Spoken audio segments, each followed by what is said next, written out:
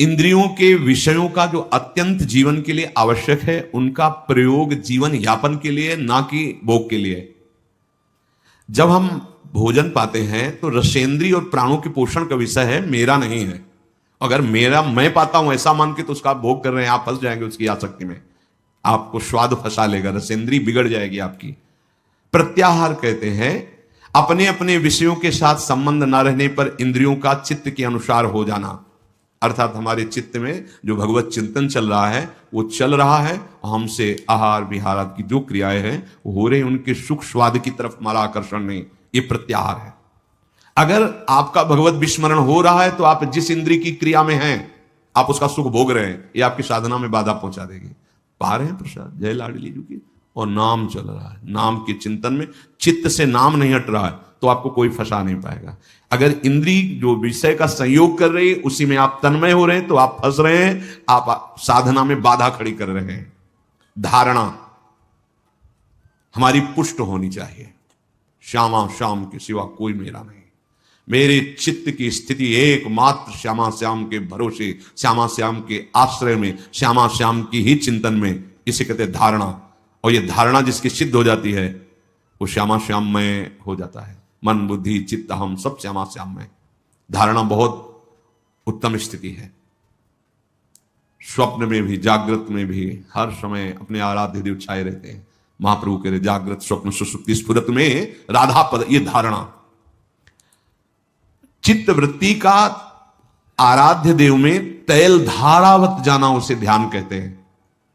जैसे आजकल ध्यान का मतलब ना समझने का ऐसा लगता, कुछ देर आंख मूंद के बैठे, एसी चल रही बड़े अनुकूल शांत एकदम बैठे, आप शांत रह नहीं सकते। अंदर देखो, आप बाहर से आंख मूंद ली ऐसे बैठ गए, उसे शांति कहते हैं क्या? आपका मन शांत, आपकी चित्त वृत्ति शांत, कोई संकल्प विकल्प नहीं हो रहा, उसे शांत कहते हैं। ये कब होगा? जब तैल धारावत चित्त की स्थिति चित्त चोर प्रभु में होगी। नाम जप करते करते रूप की झलक आ गई, संपूर्ण चित्त वृत्ति घसीट गई प्रभु की तरफ, उसे ध्यान कहते हैं। इसलिए हम प्राय ध्यान पर जोर न देके नाम ध्यान की बात कहते हैं। राधा, तो यही राधा नाम, राधा रूप प्रकाशित करेगा। जब रूप, तो फिर ध्यान धरना नहीं पड़ेगा, हर समय उठते बैठते चलते फिरते वो ध्यानस्थ रहेंगे प्रभु। तो चित्त वृत्ति का ध्येय पदार्थ में तैल धारावत स्थिर रहने का नाम ध्यान है। कुछ देर बैठ के आंख मूंदा हो, लेकिन ध्यान किसे कहते हैं? तैल धारावत अखंड वृत्ति अपने आराध्य देव में लगी हुई, ये ध्यान चलते फिरते उठते बैठते खाते पीते हर समय। समाधि, जब ध्यान परिपुष्ट हो जाता है तो ध्याता ध्यान और ध्येय की त्रिपुटी मिट जाती है। मैं ध्यान रूपी क्रिया, ध्येय प्रभु, उनमें कर रहा हूं, अभी ध्यान नहीं होगा। मैं ध्याता, जो ध्येय क्रिया ध्येय में कर रहा हूं, अभी ध्यान नहीं लगा। जब ध्यान लगेगा तो ध्याता और ध्यान दोनों लय हो गए, केवल ध्येय रह गया। ध्येय केवल प्रभु, मैं प्रभु का ध्यान कर रहा हूं ऐसा नहीं, केवल प्रभु ही प्रभु। उसी स्थिति को समाधि कहते हैं, उसे समाधि कहते हैं। जब मैं ध्यान कर रहा हूं, ध्याता ध्यान रूपी क्रिया ध्येय के प्रति, तब तक जब मैं और ध्यान क्रिया दोनों का लय हो गया, केवल ध्याता है, उसे समाधि कहते हैं। ये दो प्रकार की होती, सबीज और निर्बीज। सबीज में त्रिपुटी के न रहने पर सूक्ष्म संस्कार रहते हैं, हमें ध्यान हो रहा है सूक्ष्मता से। निर्बीज में बिल्कुल नहीं, केवल वही ब्रह्माकार वृत्ति या भगवदाकार वृत्ति या श्यामा श्याम में। जीवन का परम लाभ इसी जन्म में प्रिया प्रीतम के सानिध्य को प्राप्त करना। शरीर रहते तो आपका ये जो सत्संग में श्रवण मनन है, इसे निष्ठापूर्वक अपने हृदय में उतारें और नाम न छूटने पावे। नाम ही सब स्थितियां ला देगा, प्रमाद की कोई गुंजाइश न रहने पावे। हम लोग बहुत प्रमादी हैं, बड़ी छूट दे देते हैं मन बुद्धि को, इसलिए बड़ा अंतराय होता है। फिर ऐसा लगता है इस मार्ग में सुख ही नहीं है, फिर भाग पड़ते हैं संसार की तरफ। बहुत धोखा हो गया, बहुत बड़ी हम पराजय को प्राप्त हो गए। यदि प्रभु का मार्ग छूट गया तो पता नहीं किस जन्म में किस कल्प में मिलेगा। इसलिए सावधान होकर निरंतर एक एक क्षण प्रभु के चिंतन मनन में लगाएं।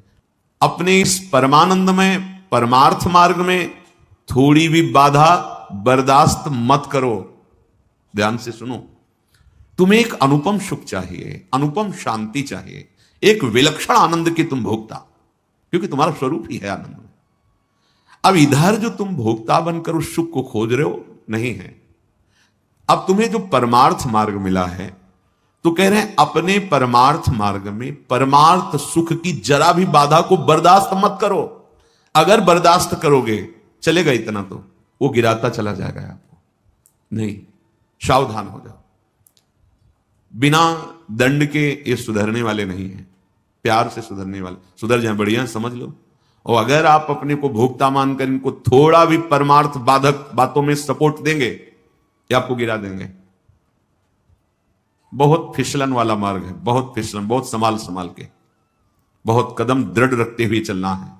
बाधा बर्दाश्त नहीं करनी। अरे जहां त्रिभुवन की राजलक्ष्मी देने पर भी आधे पल के लिए भगवत विस्मरण नहीं होना, उस मार्ग के तुम पथिक हो। तुम घंटों बात कर रहे हो व्यर्थ की बात, हंसी मजाक की बात, या ऐसे खान पान विषय में किसी में भी भगवत विस्मरण, मतलब रंग नहीं आ रहा तुम्हारी साधना में, तुम्हारे मार्ग में। किसी भी हालत में इस मार्ग के पथिक में भजन की शिथिलता नहीं आनी चाहिए, किसी भी हालत में। यह अनुभव की बात करें, कभी कभी मना स्थिति इतनी अशांत स्वाभाविक हो जाती है, कुछ अच्छा नहीं लगता, भजन में भी रुचि नहीं, एक अंधेरा सा, एक घबराहट की स्थिति, जब तक भगवत साक्षात्कार की तरफ आगे नहीं। न विषय की चाह है, न भगवत चाह है, न भजन है, न किसी क्रिया में, एक अशांत स्थिति, हिलना नहीं, डरना नहीं, डरना नहीं। उस स्थिति में भी अगर जितनी बुद्धि काम कर सके, नाम को पकड़े रहो, नाम को पकड़े रहो। वो एक कोहरा आया है, अभी हट जाएगा, घबराने की जरूरत नहीं, भागकर दूसरे विषय की जरूरत नहीं कि आप उस स्थिति से बचने के लिए कोई विषय सेवन करने लगे, कोई व्यसन करने लगे, कोई क्रिया करने लगे। नहीं, कबहू तो थोड़ो भजन, कबहू होत विशाल, मन को धीरज छुटे नहीं, और गाहे न दूजी चाल। वो थोड़ी देर के लिए स्थिति हट जाएगी, फिर प्रकाश आ जाएगा। वो स्थिति में बहुत संभलने की जरूरत है। जो अच्छे उपासक हैं वो कभी कभी एकदम ऐसी, कभी कभी एकदम भावात्मक स्थिति ऐसी लगता है आप तो पार हो गए, कोई विकार नहीं, कोई स्फुरणा संसार की नहीं, भजन में तन। ये अभी एक रस स्थिति नहीं आई है, ये गुण के अंतर्गत है। इस सात्विक वृत्ति जागृत हुई है, वो तामसिक वृत्ति, प्रमाद, मूढ़ता, ऐसी स्थिति, अंधकार छा रहा है अंदर में, कोई भी सात्विक स्फुरणा नहीं हो रही, घबराना नहीं। अभी त्रिगुणातीत रस नहीं मिला है, धैर्यपूर्वक आगे चलते हो। इसीलिए बिना सत्संग के साधक लड़खड़ा जाता है, गिर पड़ता है, क्योंकि वो ऐसी स्थिति आती, फिर उसे किसी न किसी के संग की जरूरत होती है। और अगर संत संग नहीं हुआ, कुसंग हो गए तो गया। या तो असंग या भगवत व्रत का अनुष्ठान, भगवत भजन में लगे हुए उत्तम साधक या भगवत प्राप्त महात्मा, तभी हमारी बचत हो सकती है। अगर इनसे नीचे मिला तो गिर जाएंगे पक्का।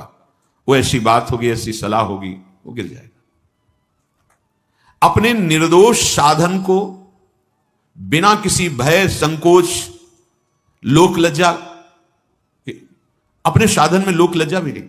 हम तिलक लगाएंगे, कंठी बांधेंगे, नाम जप करेंगे, सुबह इतने बजे नहा स्नान करके बैठे, घर के परिवार के लोग या कोई बाहरी उपहार दे तो भगत है या कुछ भी, ना लोक लज्जा, ना कोई भय, ना कोई संकोच।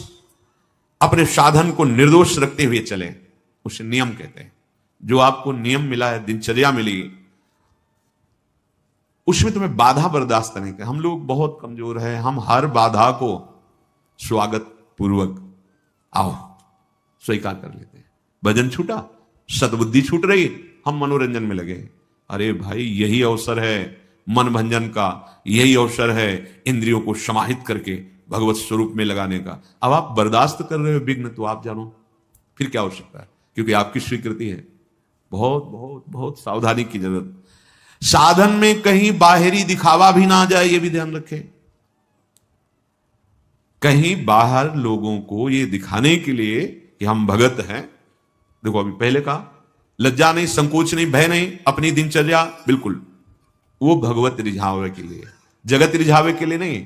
अगर कहीं आपका लक्ष्य बन गया बाहरी लोगों को दिखाना, प्रणाम, नमस्कार, वंदना, यश, कीर्ति, चार लोग, ऐसा, फिर तो असली वस्तु को नहीं प्राप्त कर पाओगे, बहुत लंबा समय नष्ट हो जाएगा। हाँ, अगर भगवान की शरण में हो तो ऐसे धक्के लगेंगे आपको कि आपको भागना ही पड़ेगा प्रभु की तरफ।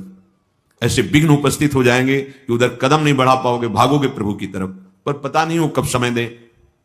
होश में अपने साधन का दिखावा, दिखावा अंदर पता चलता है, आप ही अंदर से जांच कर लीजिए। दूसरे को दिखावा, और प्रायः अहंकार देवता ये बहुत पसंद करते हैं। जो अहंकार है वो ये बहुत पसंद, उसकी पसंद चीज है। दंभ, पाखंड, दिखावा ये उसकी पसंद की चीज है। इसी से वो पुष्ट होता है, बलवान होता है, वो प्रेरित करेगा।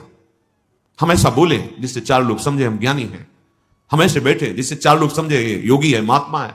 हम ऐसा दृश्य उपस्थित करें जिससे हमें साबित किया जाए बहुत बड़े भजनानंदी। ये अंतर की वृत्ति है, सुधार कीजिए। साधन में कहीं बाहरी दिखावा ना जाए। अगर बाहरी दिखावा आ गया तो असली जो तत्व है, असली जो बात है, असली जो सच्चिदानंद परमात्म सुख है, उससे तुम वंचित हो जाओगे। हमें प्रभु को रिझाना है या जगत को रिझाना है?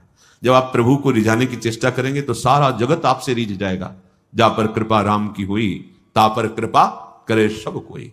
प्रभु प्यार करने लगे तो पूरा विश्व प्यार करने लगेगा। अंदर से ये देखते रहो, बिल्कुल शुद्ध परमार्थ की बात है।